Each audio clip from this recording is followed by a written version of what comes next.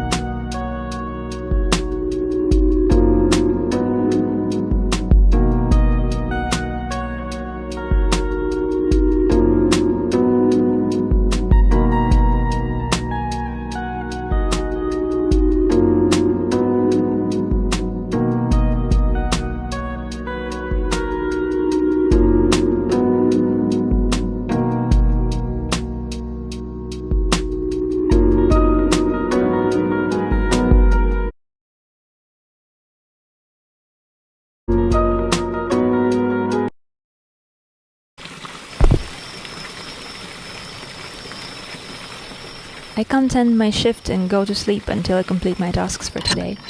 Should be written in a car somewhere. Still feels awesome to have water all day without schedule. It's better to save it though. I don't need the lights while I'm gone.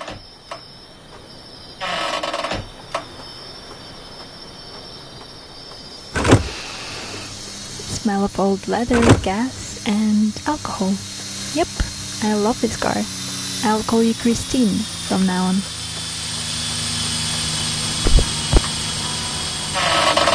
Hey Jasper, what's with the moody atmosphere? Great talk as always.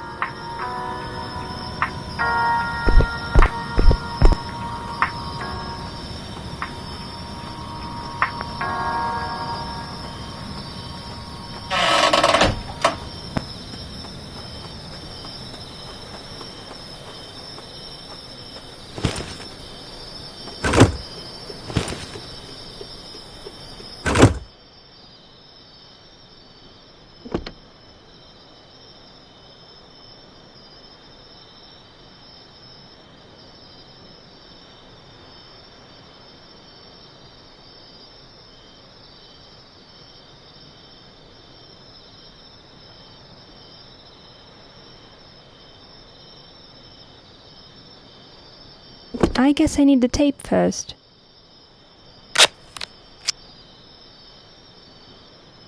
I don't know you, Clark, but I'm grateful music can save my day. Or night, actually. Also, I hope you left your booze somewhere. I might need it.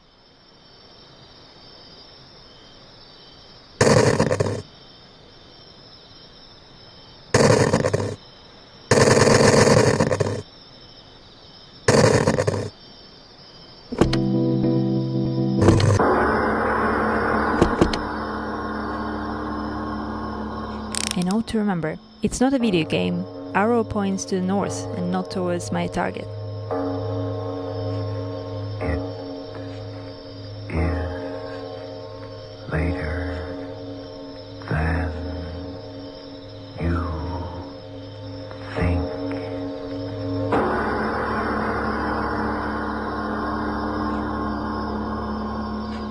Let's go back tonight to another time. The time of King George III of England. But our story tonight is not of monarchy. It's the story of an ordinary man by the name of Samuel Jones, who had the extraordinary profession of state executioner.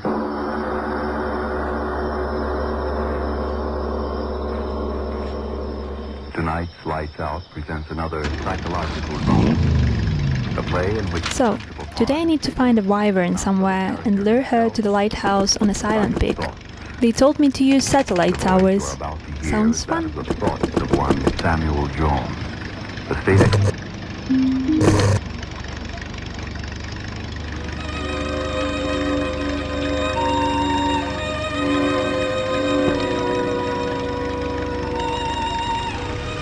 I was weary of the alarms of war, exhausted by the everlasting bitterness between men. On that September day of 1945, I thought, would there ever be a true peace? A peace when walls between nations would fall, men would be in conflict only against poverty and illness, and the word unhappiness would be stricken A gas forever from the station. human If I call heart. Jasper from a phone booth, this will become evacuation point instead of Ground Rock. If I stuck somewhere. Or when I stuck.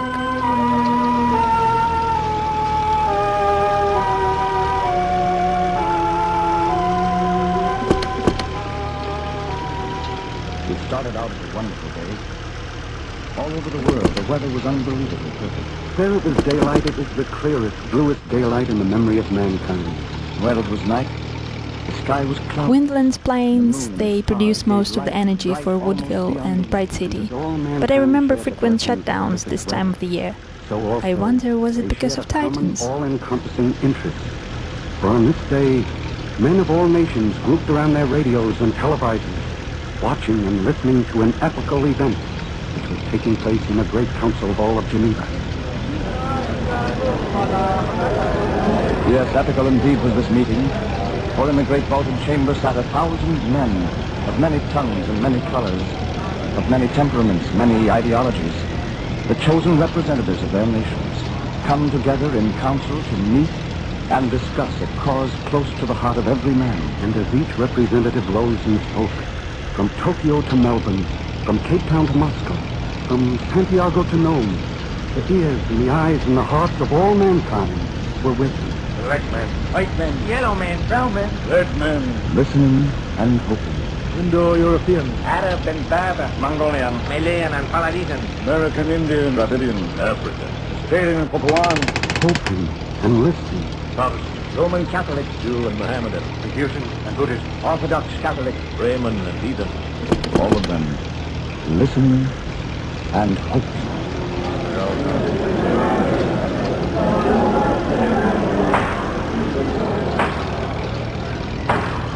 The next speaker, Signor Arati. Citizens of the world, I salute you. In the name of my people, I salute you. This is a great day. This is a day when the strong heart is glad. This is a day when the strong heart is safe. For today, for the first time in the history of the world, all men become like a Wow, she's beautiful. I hope she's not hungry. For too many years, my people have won. Too many wars. We have had too many wars. You have had too many wars. My people have won because of too many years. We have had a crazy dream. A dream to have again a great empire. Our empire. The empire that She probably flew to another bridge. At least it's the right direction to the Silent Peak. Today my people said to all people, you are our brothers. We join you forever.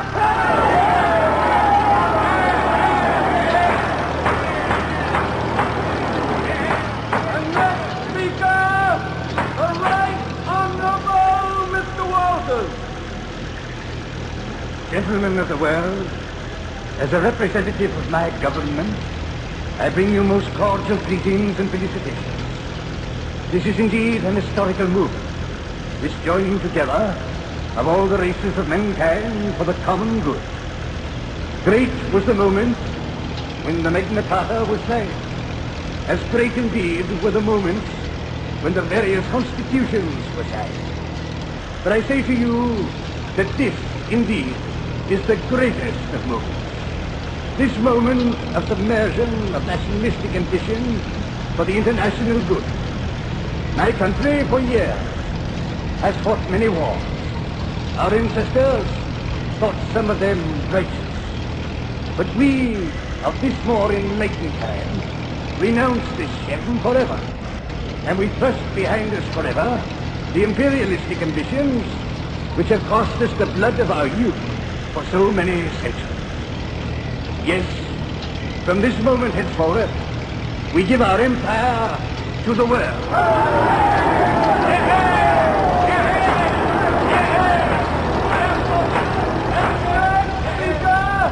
Attention please. The next speaker, Prince Badui. Honorable friends, we are small nations, yet our influence has been felt throughout the world.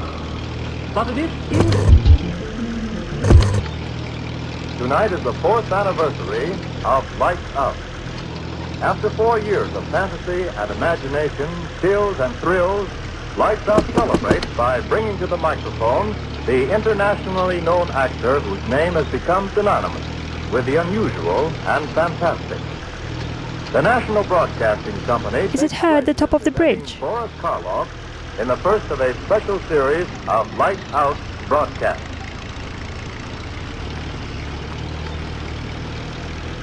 Lights out, everybody. I remember hiking around these satellite dishes with my dad.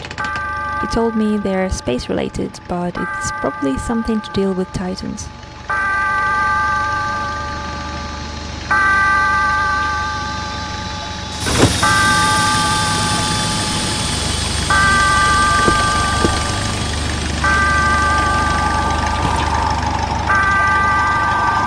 We never came this close.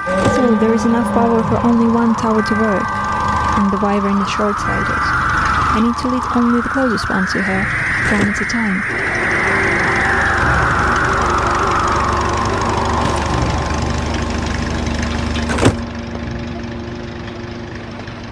Tonight, Lights Out presents another psychological drama. A play in which the principal part is taken not by the character himself, but his thoughts. The voice you are about to hear is that of the thoughts of one Darrell Hall, accused murderer, sitting in a courtroom awaiting the return of a jury, which is to decide whether he is to live or die. And as he waits, the thoughts in his mind seethe and swirl. Seethe and swirl. Seethe and swirl. Not guilty. Not guilty. Guilty. Father in heaven, why don't I stop thinking those words?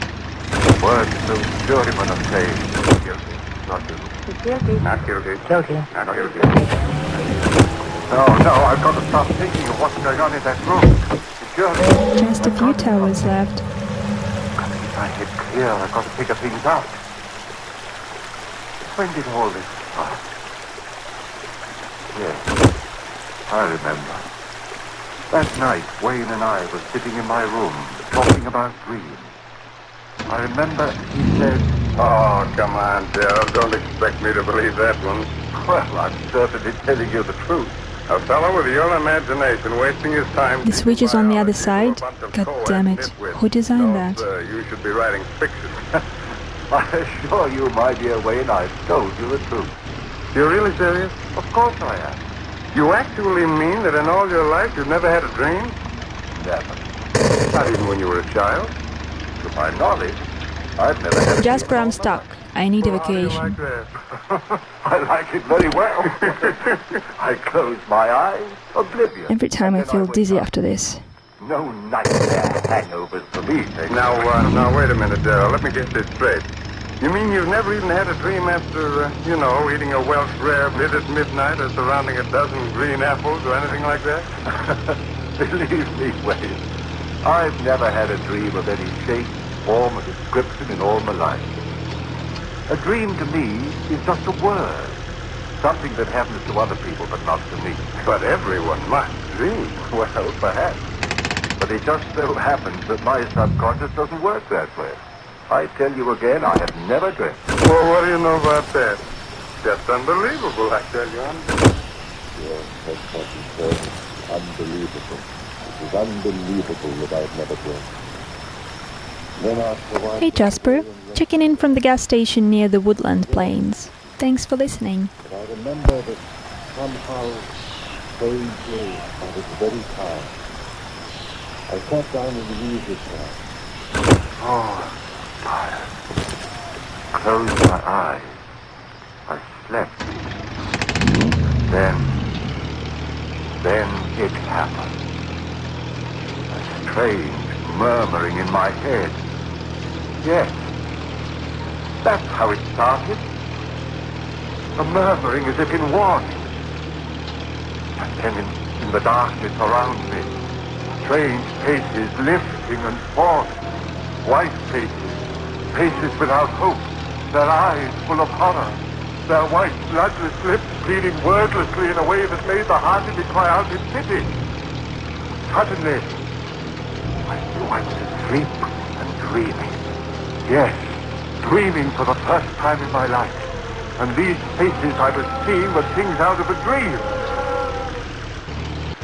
And even as I knew that, the dream was gone. Blasted. And yet I knew that I was still asleep. And I had a terrible feeling Just a few towers left. of a horror to come in that dream. What? How? I didn't know. But I wanted to stop sleeping. I wanted to open my eyes quickly before. And then I saw her moving slowly toward me out of the darkness that was my dream. At first, a white wraith-like thing. And I saw it was a woman.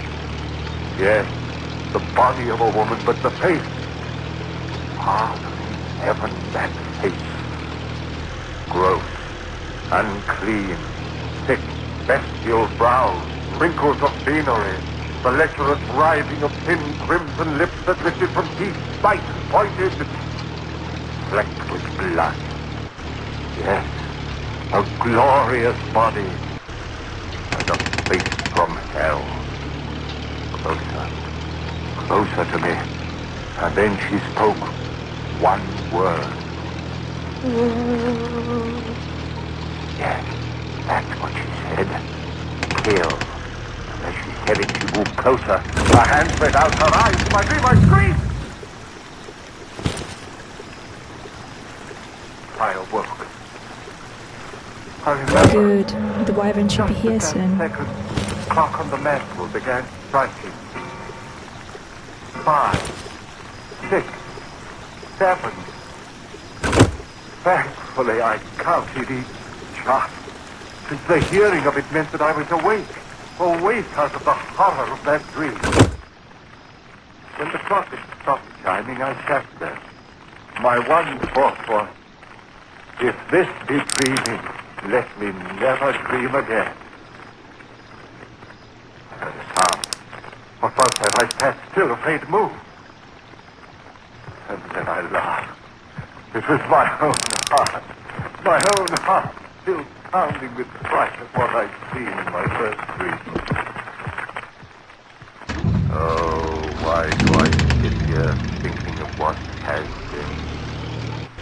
The jury in there, they've got to hang me. They've got to hang me. Hang him. No, I mustn't think of that. Better to keep my thoughts on how it all started. Better to figure things out. Where was I? Ah, yes. Sitting there, listening to the beating of my heart, thinking of the horror of that dream. Then, suddenly, that strange, wordless murmur I had heard in my dream was whispering in my head again. Quickly as it began, it was gone. How could this be? I was awake. This was no dream. Then why had I heard that wordless entreaty? That same sound that had come from those miserable white faces that had floated before me while I slept. Why? I heard it. Sound behind me. Who? Why, yes, my friend must be he. Come back into the room, standing behind my chair, thinking I was asleep. I turned round and said, "Wait, is that you?" Just a few towers left. Yes. I screamed. I screamed so loudly there was blood in my throat. For it was she again. That woman out of my dream. But this wasn't a dream. She was standing there, I tell you. She was standing there close to me, looking at me. And those bits out of hell had Good. The wyvern should be here soon. I jumped to my feet. No one in the room. No one, I said. My head reeled. Who was she? Where did she come from? No one in the room. Had there been anyone there? I didn't sleep that night. But by morning, I had it all figured out. 2 dreams. That's what it had been. And the second had been more vivid than the first. Why, of course. I'd never dreamed before. So of course my first dream became reality. How easy it was to quiet the unrest in my mind. Easy to make oneself believe what one wants to believe. And yet, some measure of uncertainty remained with me. And Mary saw it in my face when I had dinner with her that night.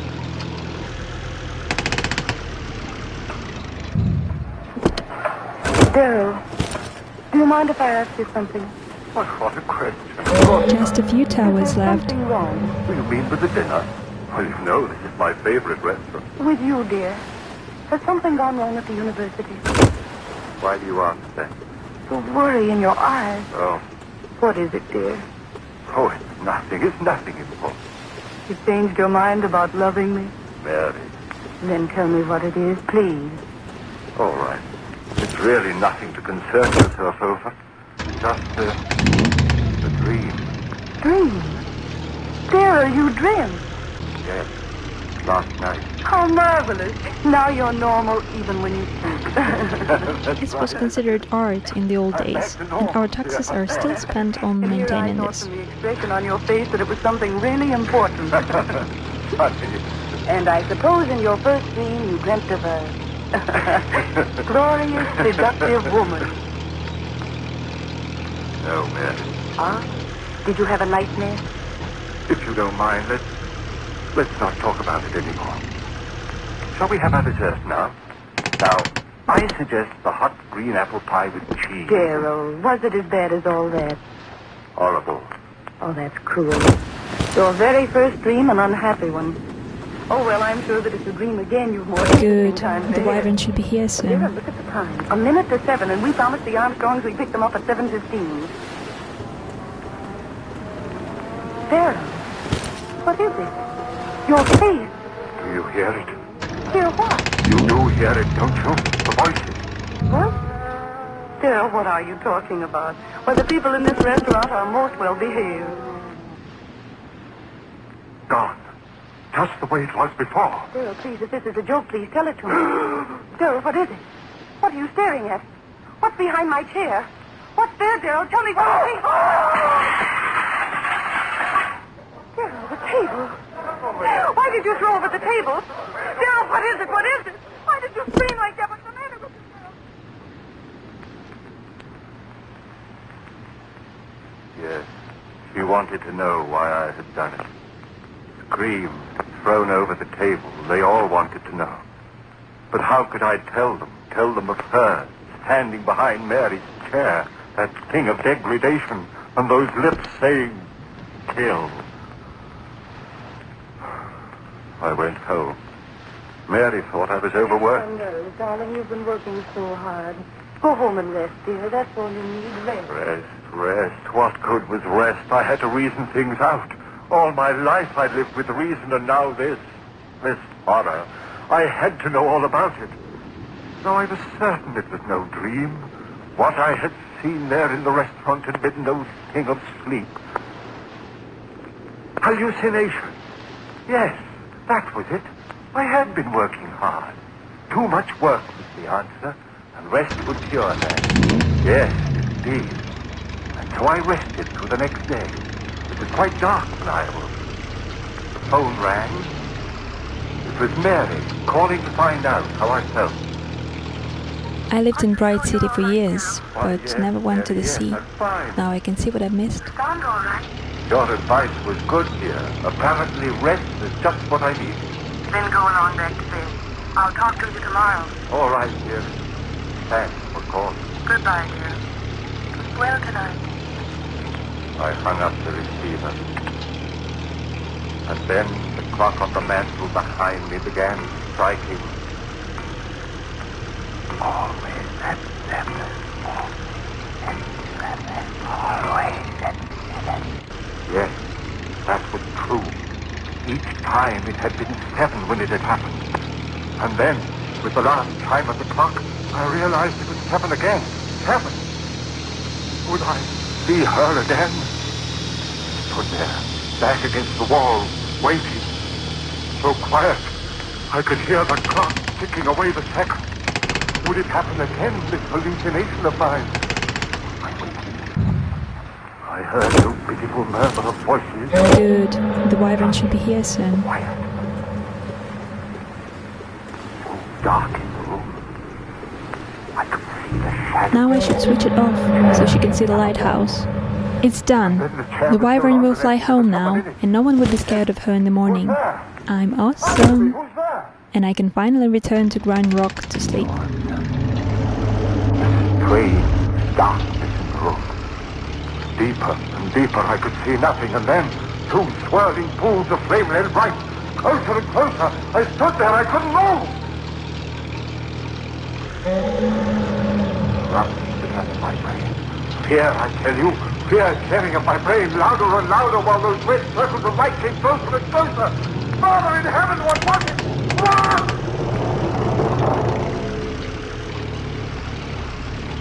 And then I knew. It was her eyes. Her eyes burning close into mine, into the brain of this bounding one. fought into me.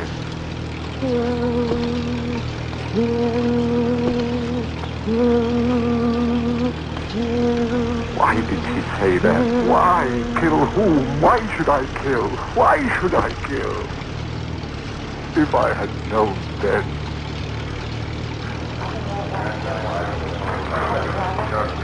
The jury. They're coming back. The verdict. What? No, not yet. Get out. Oh, they've got to find me guilty. I've got to hang. I've got to. If I live. Oh, but I mustn't think of that. I must think of what happened. Where was I? Ah, yes. That woman. Her eyes pounding that word into me, and then gone again. But this was no dream. Then what? A voice within me whispered, crazy, crazy, crazy. No, that horror was real as the breath had been. And with that realization, misses of a wind blew around me and scratched at my heart. For if she was reality, somehow I knew that I was lost. So it began. Night after night, the stroke of 7. First, that wailing dirge of those lost souls. And then her writhing lips. Kill, kill, kill, kill, kill.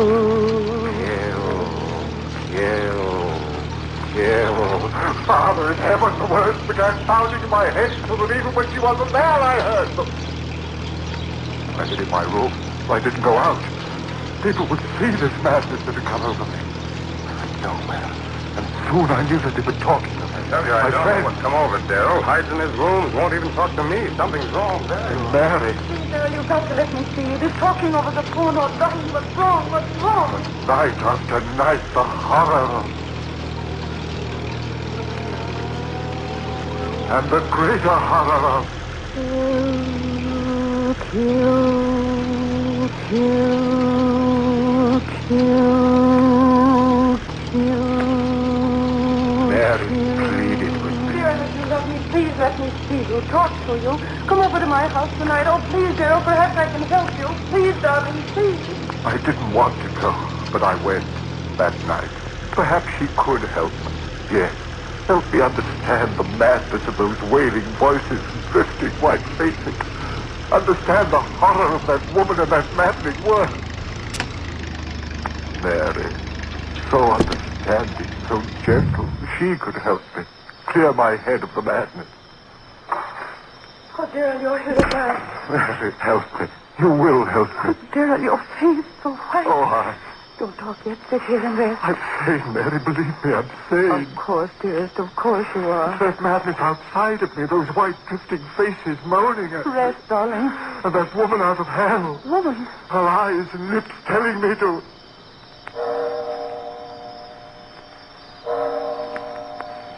The time. The time. What time is it? It's 7. Darrell, what is it? I've lost track. I've got to get out of here. Darrell, don't. Wait, don't go. Too late. Darrell, what is it? Too late. Late. You hear them, don't you, Mary? I'll go call a doctor. Listen to them. Their voices are so loud tonight. Listen, Mary. Darrell, don't. There's no one here. You hear them? You must hear them. What are they saying? Louder and louder, trying to tell me something. What are you saying, you out there? What are you telling me? Darrell, stop. They're gone. Faces, voices, gone. Now she'll be here. Oh, Darrell, please, you're right. Make me... You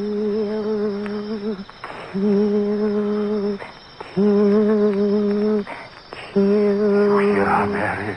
You hear her? No, Darrell, please. Louder and louder and louder. I hear her. Sing out of heaven, go back, I tell you. Make her stop, Mary. Make her stop. Stop it. She devil, you. What do you want of me? Stop it. Stop it. I can't stand it anymore.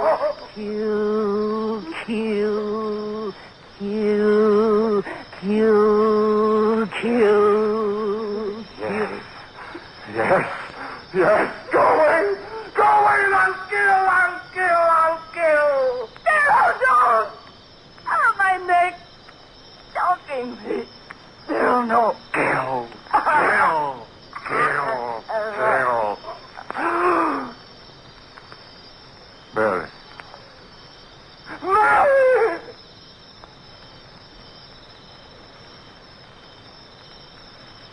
Yes. I had killed her. My sweet, gentle little Mary. Killed her with my own hand. I opened my hand. She fell to the floor. I went out into the street.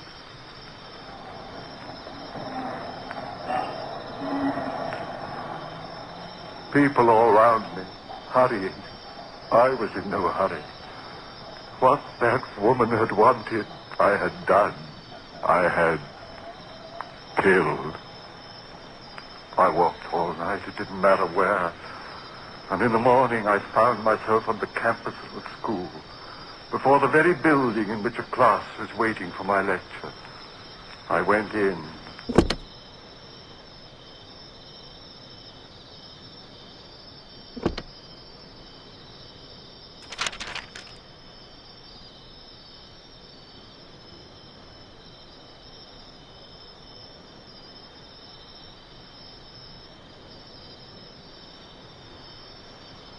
A note to remember, it's not a video game. Arrow points to the north and not towards my target.